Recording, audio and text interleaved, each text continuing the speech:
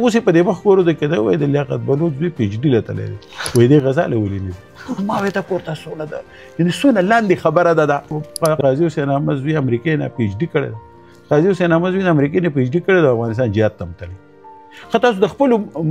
مشرانو دا کوم لیبرل سو کالډ لیبرل د دې د مشرانو د بچو تپوس وکړئ که نه د دې ولي خان زوی سنګین ولي الله دې وبخي په نشو مړو پوډر بیس د دې ذکر چېرته کې تاسو کوئ چې لکه زموږ لیډران داسې ولیکئ د دې بټو صاحب هغه دوه زامنو هغه تلي وه شاه محمد دوست لوڼه یې کړې وې په کابل کې عبدالفقار تنظیم یې جوړ کړی بیا یې هغه یوې جینۍ هغه یو هلک لا شاهنواز نوم یې و هغه له یې زهر ورکړ چې هغه مړ شو دوه خویندې وې نو هغه بله خور یې دی دغه پرېښوده د مرتضی او بله جینۍ یې وکړه دا ډانسره وه دا غنوا بټو په دې نکاح واچوه دا تاسو کوئ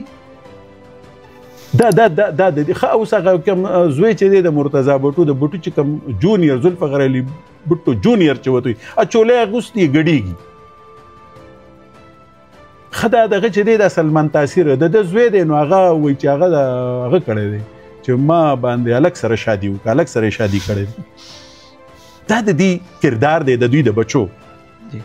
خو په دې کې اوس موږ ته وایي چې ستا بچي خو غزا ته لاړ نه ډېر ته خو پی ایچ ډي وکړه د ما بچی پی ایچ ډي هم کوي الحمدلله او زما بچی 5 وخته لمونځ هم کوي زما بچی د خلکو خدمت هم کوي زما بچی په معاشره کې د یو شریف انسان په حیثیت زندګي هم تېروي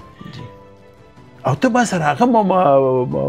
مقابله کوي زموږ د بچو سره زموږ د مشرانو د بچو سره د خپلو مشرانو د بچو هم لږ جایزه والی کوي داسې کوي خو وایي موږ قوم پرست یو او موږ شخصي ازادو باندې یقین ساتو او موږ د آیین په بالادستۍ یقین درو تھرډ کلاس